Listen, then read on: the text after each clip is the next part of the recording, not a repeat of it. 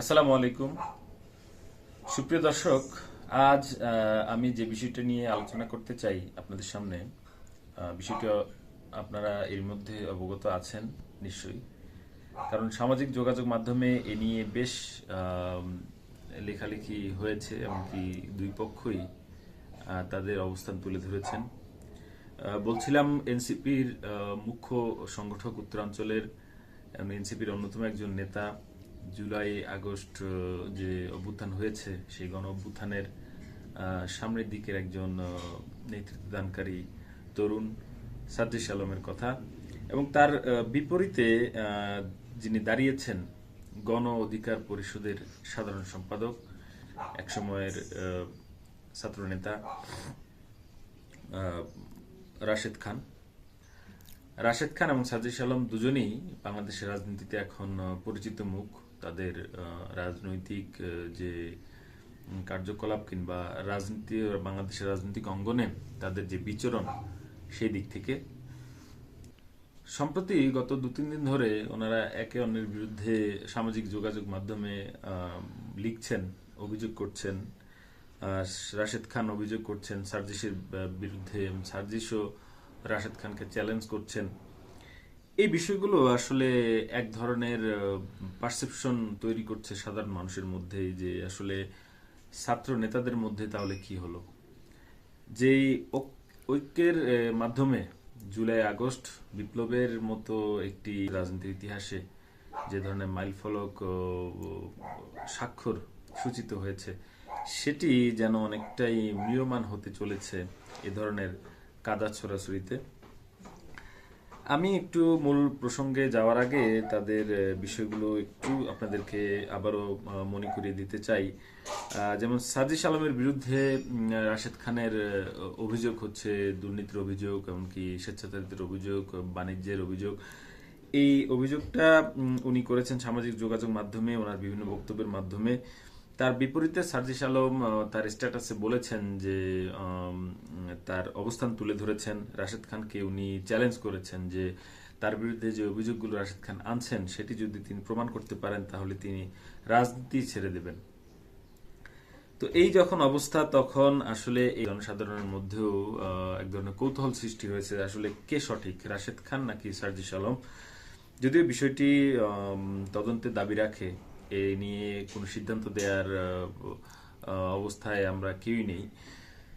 তো মূলত এই আলোচনার সূত্রপাত হয়েছে গাজী সালাউদ্দিন তানভীর নামে এনসিপির সাবেক এবং বহিষ্কৃত একজন নেতার কারণে। তার বিরুদ্ধে অভিযোগ যে উনি সচিবালয়ে ডিসি নিয়োগে যে নিয়োগ বাণিজ্য কিংবা এনসিটিভিতে উনি কাগজের যে বাণিজ্যের কমিশনের তার বিরুদ্ধে কমিশন গ্রহণ কিংবা এই কমিশনের সমঝোতায় তার সংশ্লিষ্টতার অভিযোগে তার বিরুদ্ধে অভিযোগ ওঠে। তারপরে কিন্তু এনসিপি তাকে বহিষ্কার করে দল থেকে, বা দল থেকে সমস্ত পদ থেকে অপসারণ করে দেয়।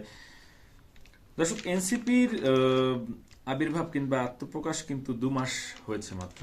কারণ এই বছরেরই 2025 সালেরই 28 ফেব্রুয়ারি ওনারা যাত্রা শুরু করেন আনুষ্ঠানিকভাবে। এর মধ্যে তাদের শীর্ষ পর্যায়ের একজন নেতাকে দুর্নীতির কারণে তাকে দল থেকে বহিষ্কার করা, পাশাপাশি উপদেষ্টা আসিফ মাহমুদ সজীবের, যিনি এপিএস সহকারী একান্ত সচিব, যে মোয়াজ্জেম হোসেন, স্বাস্থ্য উপদেষ্টার যিনি ব্যক্তিগত কর্মকর্তা তুহিন ফারাবি, উনি একজন ছাত্র প্রতিনিধি, তাদের দুজনের বিরুদ্ধে কিন্তু দুর্নীতির, কোটি কোটি টাকা দুর্নীতির অভিযোগ উঠেছে। এবং আসিফ মাহমুদ সজীব কিন্তু তার ফেসবুকে বলেছেন যে উনি দুদকের কাছেই এই তার যে এপিএস ছিলেন মোয়াজ্জেম হোসেন, তার বিরুদ্ধে যে অভিযোগ, এই অভিযোগটি খতিয়ে দেখার জন্য, তদন্ত করার জন্য দুদকের কাছে সুপারিশও করেছেন।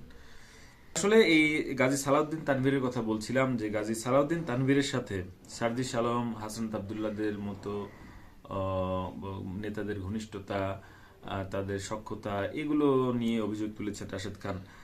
এটা তো একটা স্বাভাবিক প্রক্রিয়া যে আসলে এনসিপির নেতৃত্বে যখন তানভীর ছিলেন, তখন এনসিপি নেতাদের সাথে তার সখ্যতা থাকবে, এটাই স্বাভাবিক।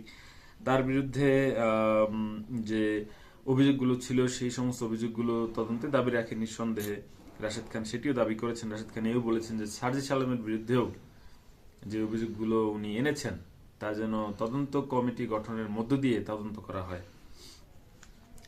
সার্জিস আলম স্ট্যাটাসটি দেন রোববারে, আর গতকাল অর্থাৎ সোমবার সন্ধ্যায় কিন্তু রাশেদ খানও আরেকটা স্ট্যাটাস দেন, দিয়ে উনি বলেন যে সার্জিস আলম তাকে ফোন করেছিলেন, তাকে বলেছেন বিষয়গুলো, বলে তার পক্ষে একটা স্ট্যাটাস দেওয়ার কথা বলেছেন। কিন্তু রাশেদ খান বলছেন যে তার কাছে যথেষ্ট, তিনি যে অভিযোগগুলো সার্জিস আলমের বিরুদ্ধে এনেছেন সেই তার পক্ষে তার যথেষ্ট আলামত তথ্যপত্র রয়েছে, যে কারণে উনি কিন্তু এই স্ট্যাটাসটি দেননি। উপরন্তু উনি আরো তদন্ত কমিটি গঠন করে সার্জিস আলমের বিরুদ্ধে তদন্ত করার দাবি তুলেছেন। দর্শক, সার্জিস আলম যে স্ট্যাটাসটি দিয়েছিলেন সেখানে দুইটি লাইন আমি একটু আপনাদেরকে পড়ে শোনাতে চাই। সেখানে তিনি বলেন যে সর্বশেষ 8-9 মাসে এই অল্প সময়ে এত প্রতিপক্ষ বানিয়ে ফেলেছি যে এমন প্রোপাগান্ডা স্বাভাবিকভাবে এখন ফেস করতে হবে এবং সামনের দিনে এর সংখ্যা আরো বৃদ্ধি পাবে, এটাই স্বাভাবিক। এটি উনি বলেছেন যে ওনার বিরুদ্ধে যেগুলো অভিযোগ আনা হচ্ছে এগুলোকে উনি প্রোপাগান্ডা হিসেবে দেখার চেষ্টা করছেন। তো আমি একটু কথা বলতে চাই আজকে এই বিষয়টা নিয়ে, যে আসলে এই অল্প সময়ে এত প্রতিপক্ষ যেটি সার্জিস আলম বলছেন, এই প্রতিপক্ষ হওয়ার পেছনে কারণটা আসলে কি কি এমন তারা করলেন যেটার কারণে তাদের এত প্রতিপক্ষ দাঁড়িয়ে গেছে। প্রতিপক্ষ কখন দাঁড়ায়? যখন মানে স্বাভাবিকভাবে আমরা যেটা বুঝি যে যেখানে কোনো স্বার্থের বিষয় থাকে, তো সেই স্বার্থটা আসলে কি, এটি আসলে আমাদের একটু জানার আগ্রহ। আসলে স্বার্থটা কি এটি স্পষ্ট হওয়া দরকার। রাশেদ খান সার্জিস আলমের বিরুদ্ধে অভিযোগ করছেন, এই দেশে তো বাংলাদেশে তো আরো অনেক দুর্নীতির অভিযোগ রয়েছে যেগুলো রাশেদ খান কি ওইভাবে মানে নাম ধরে ধরে বলছেন কিনা। আবার সার্জিস আলম যেভাবে চ্যালেঞ্জ করছেন রাশেদ খানকে, তো তার বিরুদ্ধে তো আরো অনেকেই অভিযোগ করছেন, তাদেরকে এইভাবে চ্যালেঞ্জ উনি করছেন কিনা। বিষয়টা আসলে এখানে কি মানে এনসিপি তো এখন কোনো ক্ষমতায় নেই, এখন তো তারা কোনো সরকার গঠন করেনি, কিংবা এখনো দলটি ইসিতে নিবন্ধিত হয়নি নির্বাচন কমিশনে, তাদের কোনো প্রতীক নেই, তাদের নির্বাচনী হয়তো জনসংযোগ নেতারা করছেন এই আশা নিয়ে যে নির্বাচন কমিশন থেকে তারা নিবন্ধন পাবেন, আগামী নির্বাচনে অংশ নেবেন। ইতিমধ্যে অনেকে তাদের এই দলটিকে কিংস পার্টি হিসেবে, অর্থাৎ বর্তমান যিনি উপদেষ্টা রয়েছেন তার একেবারেই বলা যায় যে আশ্রয়ে তারা কিন্তু এই দলটি করার বা রাজনীতিতে নামার জন্য মানে আগ্রহী হয়েছেন, যেটি কিনা এটি স্পষ্টই বলা যায়। কারণ নাহিদ ইসলাম উনি তো সরকারের উপদেষ্টা পরিষদে ছিলেন, সেখান থেকে পদত্যাগ করে এসে এই দলের ভার নিলেন। তো এই যে বিষয়গুলো, যে এনসিপি তো আসলে হতে পারে তারা হয়তো বর্তমান সরকারের সানুগ্রহেই এই দলটিকে দাঁড় করানোর চেষ্টা করছেন বা করেছেন, তাই বলে তো তারা ক্ষমতাতে নেই। এখনই তাদের বিরুদ্ধে এত অভিযোগ, এত প্রতিপক্ষ সার্জিস আলম কোথায় দেখলেন বা কিভাবে তৈরি করলেন, কিংবা এই রাশেদ খান ছাড়া উনি আর কাদেরকে প্রতিপক্ষ ভাবছেন, এই প্রশ্নগুলো কিন্তু থাকে। আরেকটা বিষয় যেটি হচ্ছে গিয়ে যে সার্জিস আলমদের জনপ্রিয়তা কিন্তু সবার কাছেই ছিল এই যতদিন পর্যন্ত না ওনারা এনসিপি গঠন করেন। তো এর আগে আমরা দেখেছি যে বিএনপি জামাতের শীর্ষ নেতারাও কিন্তু তাদের সাথে খুব আন্তরিকতার সাথে ব্যবহার করেছেন। বিভিন্ন পার্টিতে বিভিন্ন অনুষ্ঠানে আমরা দেখেছি জামাতের যে যিনি আমির রয়েছেন, জামাতের যিনি এখন নেতৃত্বে রয়েছেন, তিনি কিন্তু আপনার এই ইয়েটি ছেড়ে দিয়ে, মানে বলা যায় যে তার আসন ছেড়ে দিয়ে উনি এনসিপি নেতাদেরকে বসার, মানে হাসনাত আব্দুল্লাহ হোক, সার্জিস হোক, তাদেরকে কিন্তু বসার জায়গা করে দিচ্ছেন, নাহিদ ইসলাম তাদেরকে বসার জায়গা করে, এরকম নানান কিছু কিন্তু সামাজিক যোগাযোগ মাধ্যমে আমরা দেখেছি। তো তারাও তো একসময় তাদের পাশে ছিলেন, যে এখন কি এমন হলো যে আসলে জামাত বিএনপির নেতৃবৃন্দ কিন্তু তাদের সমালোচনা করছেন, অনেক সময় ছাত্রদের সমালোচনা করছেন। তারপরে এই গত 2 মাসে যেটি এনসিপির আত্মপ্রকাশের পরে, এনসিপির আত্মপ্রকাশের অনুষ্ঠানেও তো তারা ছিলেন। তো যাই হোক, সেটি হয়তো রাজনৈতিক শিষ্টাচারের দিক থেকে বা আমন্ত্রণ পাওয়ার পর তারা সেখানে যোগ দিয়েছেন, এটাও হতে পারে। কিন্তু এখন তাদের সাথে মানে যে দূরত্বের যে সৃষ্টি বা যে দূরত্ব আমরা দেখতে পাচ্ছি, এটির মূলত কারণ কি? যে এনসিপি বা এই ছাত্র নেতারা যারা জুলাই গণ অভ্যুত্থানে ভূমিকা রেখেছেন, তারা যখন রাজনীতি করতে আসলেন, এটি কি শুধুমাত্র তাদের প্রতিপক্ষ হিসেবে ভাবার মূল কারণ কিনা, কিংবা সাজিশ আলম কি এটি মিন করছেন কিনা যে তারা রাজনীতিতে আসার কারণে যখন ভোটের রাজনীতিতে তারা অংশ নেবেন এরকম প্রস্তুতি নিচ্ছেন, তখনই কি তাদের এই প্রতিপক্ষগুলো সামনে আসলো? আহ, এটা কি এমন যে সাজিশ আলম রাশেদ খানদের চেয়েও বেশি ক্ষমতার কাছাকাছি, এই জন্য আবার রাশেদ খানদেরও মধ্যে বা রাশেদ খানের যে দল রয়েছে তার যে দলের প্রধান যিনি সাবেক ভিপি নূর, যিনি, তারও কিন্তু বিভিন্ন বক্তব্যে এই বিষয়গুলো আসে। তো এই এনসিপি গঠন কি অন্যান্য রাজনৈতিক দলরা কি মেনে নিতে পারছেন না নাকি, মানে এই বিষয়টা কিন্তু এখনো পরিষ্কার না। আর যদি ছাত্ররা রাজনীতি করতেও চায়, বাংলাদেশের যে রাজনৈতিক শিষ্টাচার আছে, যে নিয়ম আছে, এই নিয়মগুলোকে মেনে তারা যদি নতুন কিছু সামনে আনতে চায়, তাহলে সেক্ষেত্রে সমস্যাটা কি আসলে নতুন রাজনীতিকদের কাছে, এই প্রশ্নগুলো থাকছে। আর এনসিপি কি এখনই, মানে 2 মাসের গঠনের পরেই কি সারা দেশে নিরঙ্কুশ জয়ের কোনো সুবাতাস পেয়েছেন কিনা, যেটি কিনা অন্য দলের জন্য খুব চ্যালেঞ্জ হচ্ছে? এটিও কিন্তু আসলে পরিষ্কার হওয়া দরকার যে আসলে তো তারা তো অতটা না, ভোটার রাজনীতিতে তারা অনেকটা পিছিয়ে। বিএনপির একজন নেতা আছেন যিনি কিনা একসময় ছাত্রলীগ করতেন, আওয়ামী লীগ থেকে নির্বাচন করেছেন, তারপরে বিএনপি থেকে নির্বাচন করেছেন, কোনোবারই কিন্তু উনি ভোটার বৈতরণী পার হতে পারেননি। সেই নেতা ফজলুর রহমান, উনি কিন্তু বলতেছেন যে এই মুহূর্তে যদি নির্বাচন হয় তাহলে বিএনপি 80% ভোট পাবে। তাহলে এই অন্যান্য রাজনৈতিক দলগুলোর মানে এত ভয়টা কোথায়? আরেকটা মানে সহজ একটি প্রশ্ন আসলে করতে চাই, যেমন ধরেন যে সার্জিস আলম, হান্নান মাসুদ, হাসনাতরা, যারা কিনা অন্যের গাড়ি ব্যবহার করছেন, আবার বিভিন্ন তাদেরও রাজনৈতিক পরিচয় আছে, অন্যের দেয়া সুবিধাগুলো নিচ্ছেন, তো এটি তাদের রাজনৈতিক যে স্বাতন্ত্রিক বা স্বতন্ত্র একটা পরিচয় বা স্বতন্ত্র যে রাজনৈতিক মুভমেন্ট, এটিকে বাধাগ্রস্ত করে কিনা? আপনি আরেক রাজনৈতিক দলের বা আরেক রাজনীতির সাথে, রাজনৈতিক আদর্শের সাথে আছে এমন কোন ব্যক্তির সুবিধা নিচ্ছেন আপনিও একটি নতুন রাজনৈতিক দল, তো সেটি আসলে কি? এটি কিন্তু এক ধরনের ধোঁয়াশা তৈরি করে যে এটা কি আসলে কোনো আড়ালের কোনো সমঝোতা কিনা, এগুলো কিন্তু অনেকে বলার চেষ্টা করেন। আর সচিবালয়, তদবির বাণিজ্য কিংবা কমিশন বাণিজ্য, অপরাধমূলক এই সমস্ত কর্মকাণ্ডগুলোর সম্পর্কে কিন্তু এগুলো কিন্তু অতীতের রাজনীতিবিদদের সাথে, যেটা পতিত সরকার বলা হচ্ছে, তাদের বিরুদ্ধে বেসুমার অভিযোগ ছিল। তো একই পথে যদি আপনারা হাঁটেন এই নতুন নবীন রাজনীতিকরা, তাহলে মানুষ শুরুতেই যদি আপনাদের এই অবস্থা হয়, তাহলে আসলে ভবিষ্যৎটা কোথায় আমরা, বা মানুষ দূরে যে দেখতে পাচ্ছে, সেখানে তো এনসিবির ভবিষ্যৎ নিয়ে এক ধরনের শঙ্কা থেকেই যাচ্ছে।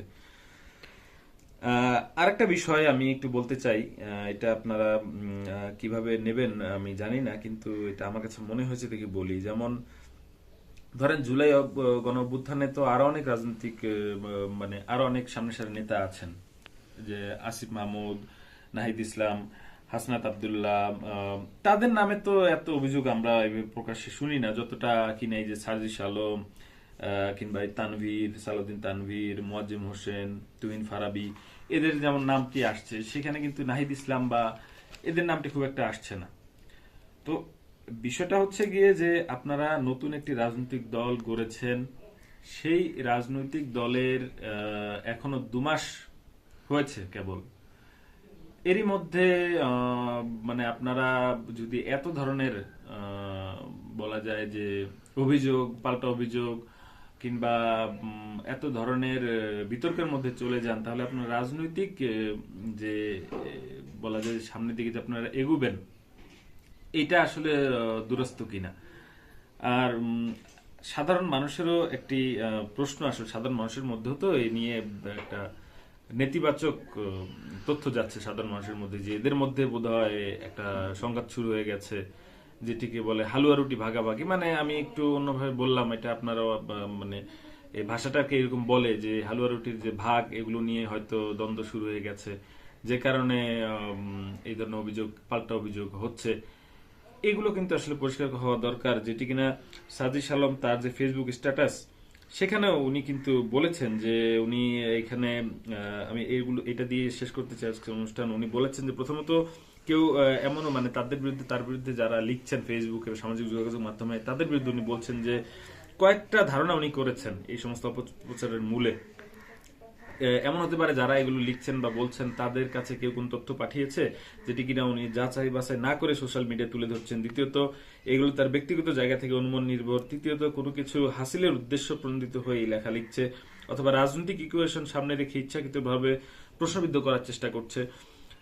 তো এই যে উনি তিনটি কারণ তুলে ধরেছেন, এর মধ্যে উনি বলেছেন যে শেষের দুটি যদি হয়, যে রাজনৈতিক কোনো উদ্দেশ্য হাসিল করা, কিংবা ধরেন মানে তার ব্যক্তিগত কোনো অনুমান নির্ভর হয়, তাহলে এ ব্যাপারে তার কিছু বলার নেই। যেটি কিনা উনি বলেছেন যে এটি তো আসলে তাহলে উনি কাউকে বুঝাতে পারবেন না এই বিষয়ে, বা খুব কথা বলে লাভও নেই।